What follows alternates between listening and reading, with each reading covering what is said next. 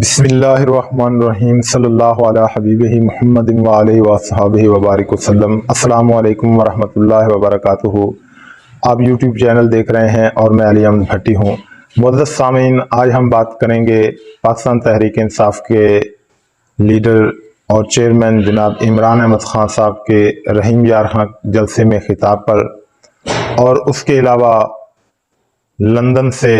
اسحاق ڈار کی وطن واپسی پر، اور اس کے علاوہ ایک مبینہ آڈیو شہباز شریف صاحب کی، بلکہ 2-3 لیک ہو چکی ہیں، ان پر ہم بات کریں گے۔ تو سب سے پہلے جناب عمران خان صاحب کے خطاب کے چند اہم نکات پر بات کرتے ہیں۔ تو یہ ہمیشہ کی طرح ایک بہترین خطاب تھا، جیسے ایک استاد کا اپنے اسٹوڈنٹ کو سمجھانا، لیکچر دینا، ایک باپ کا شفقت کے ساتھ اپنے بیٹے کو سمجھانا پیار محبت کے ساتھ۔ تو یقیناً یہ ایک لیڈر ہی کر سکتا ہے، یہ ایک سیاستدان کی سپیچ ہرگز نہیں تھی۔ عمران خان صاحب کی ہر سپیچ ایک لیڈرانہ سپیچ ہوتی ہے، چونکہ وہ اس وقت قوم کا حقیقی معنوں میں ایک عظیم رہنما بن چکا ہے، اور پوری قوم کی امیدیں عمران احمد خان صاحب سے وابستہ ہیں۔ تو عمران خان صاحب نے جو اہم باتیں کی، سب سے پہلے انہوں نے کہا کہ ہم اپنی آزادی کو جو ہے نا وہ سبوتاش نہیں ہونے دیں گے، ہر قیمت پر ہم اپنی آزادی کا تحفظ کریں گے، اور آزادی کے لیے ہمیشہ قربانیاں دینی پڑتی ہیں، اور جس طرح پاکستان قربانیاں دے کر حاصل کیا گیا، اس طرح ان امپورٹڈ حکمرانوں سے ہم آزادی چھینیں گے، کیونکہ جس حالات پر انہوں نے پاکستان کو پہنچا دیا ہے، پاکستان کی جو کرنسی ہے وہ 33% تک نیچے گر گئی ہے۔ کہ مثال کے طور پر اگر آپ کا بینک میں 1 لاکھ روپیہ پڑا ہے تو اس کی ویلیو اب 1 لاکھ نہیں بلکہ 70,000 تک رہ گئی ہے۔ اور اس طرح کرپشن پر بات کرتے ہوئے عمران خان صاحب نے مریم نواز کو جو ہے نا سب سے بڑی ڈرامہ کوئین قرار دیا، کہ جب لندن میں انہوں نے فلیٹ خریدے، اور یہ عمران احمد خان صاحب ہی تھے جنہوں نے سب سے پہلے جو ہے نا یہ 96 کے راؤنڈ باؤٹ کی بات ہے، جب عمران احمد خان صاحب نے ان فلیٹس کا ذکر کیا تو تب بھی انہوں نے انکار کیا کہ ہمارے تو کوئی فلیٹ نہیں ہے، اور پھر مریم نواز صاحب نے کہا جی کہ ہماری لندن تو کیا، میری لندن تو کیا، پاکستان میں بھی کوئی پراپرٹی نہیں ہے۔ اور یہ کتنے بشرم اور ڈھیٹ لوگ ہیں، اور کتنی ڈھٹائی سے جھوٹ بولتے ہیں۔ جب پاناما لیکس میں ان کے جو ہے نا وہ لندن والے فلیٹس اوپن ہوئے تو تب اس نے جو ہے نا بڑے فخر سے کہا کہ جی ہاں یہ ہماری ہی پراپرٹی ہے، جو ہمارے دادا سے ڈائریکٹ بچوں کو یعنی کہ ہمیں منتقل ہوئی، کیونکہ میرے دادا پاکستان کے ایک امیر ترین جو ہے نا انسان تھے، وہ ہندوستان کے ایک امیر ترین شخص تھے۔ تو دوسری طرف چچا کہتا ہے کہ مجھے فخر ہے کہ میرا باپ ایک غریب کسان تھا اور ہم ایک غریب کسان کے گھر میں پیدا ہوئے۔ تو یہ ان کی ڈرامے بازیاں ہیں، اور ایک عرصہ تک تو ہماری قوم نے کبھی کرپشن کو کرپشن سمجھا ہی نہیں۔ میں آپ کو ایک مثال دیتا ہوں کہ ایک بہت زیادہ یہ مثال مشہور تھی اور ابھی بھی کسی حد تک ہے، کہ پاکستان ایک سونے کی چڑیا ہے، اور یقیناً یہ سونے کی چڑیا ہے اور تھا، تو جی اسے جتنا مرضی لوٹ لیں سیاستدان اور دیگر، اس کو کچھ کمی نہیں آئے گی، ہم غریب لوگ پھر بھی جو ہے نا 2 وقت کی اچھی روٹی کھاتے رہیں گے۔ اس وقت جب عمران خان صاحب نے اپنا کاز شروع کیا تو ان کا شروع سے ہی طریق انصاف اور کرپشن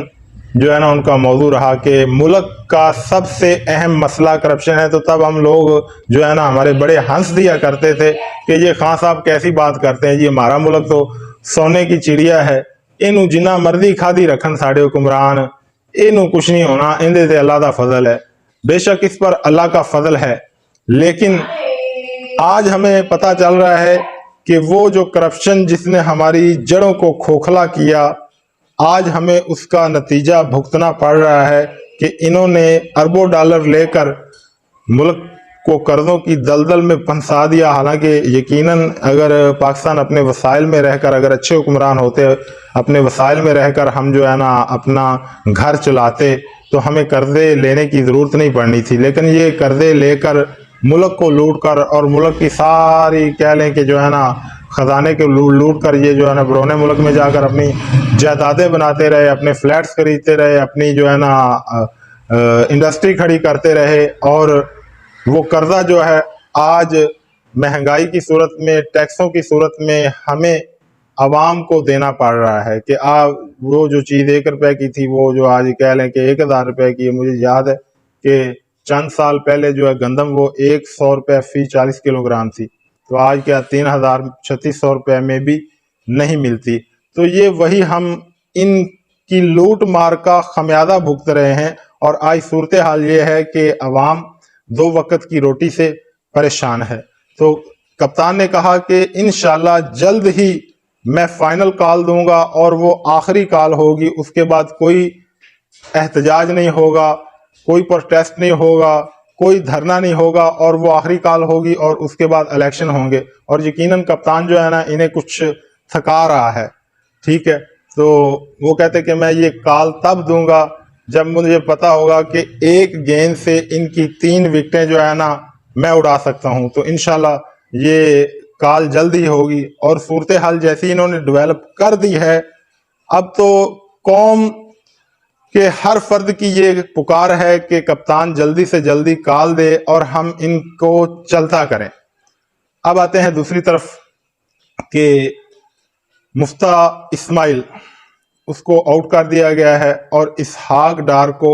ان کیا جا رہا ہے. اب اس پر ان کی ایک بڑی آئیڈیالوجی ہے جو میں سمجھتا ہوں یہ ایک بہت بڑی ڈرامے بازی اور پلاننگ کے تحت یہ کر رہے ہیں تاکہ عوام کو ہم یہ تاثر دے. یہ سارا بوجھ ایک شخص کے کندھوں پر ڈال رہے ہیں کہ مفتہ اسماعیل نے جو ہے نا معیشت کو اس نیج پر پہنچایا, لہذا ہم نے اسے جو ہے نا سائڈ پر کر دی ہے. اب جی ہم ڈار صاحب کو لے آئے ہیں جنہوں نے جو ہے نا اوج ثریہ تک پہنچایا ہوا تھا قومی خزانے کو اور ملک کو. حالانکہ اس کی جو ہے نا وہ جنرل باجوہ صاحب بھی یہ کہہ چکے اور کئی جو ہے نا صحافی یہ بیان کر چکے ہیں کہ یہی مفتہ اسماعیل کہتا تھا کہ اسحاق ڈار نے ایسی برودی سرنگیں بچھا گیا ہے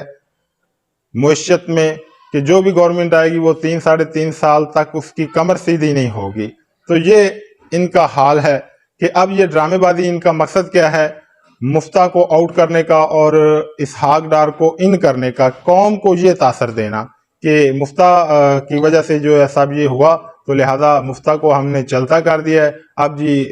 دودھ اور شہد کی نہریں بہیں گی چونکہ اسحاق ڈار صاحب تشریف لے آئے ہیں. تو اسحاق ڈار صاحب کی تشریف آوری بھی نیب کیسز جو ختم ہوئے ہیں اس کا جو ہے نا یہ ہمیں پہلا تحفہ مل رہا ہے کہ ایک وزیر اعظم کے جہاز میں بیٹھ کر جو بھاگا تھا اب دوسرے وزیر اعظم کے جہاز میں بیٹھ کر وہ پاکستان آ رہا ہے. تو یہ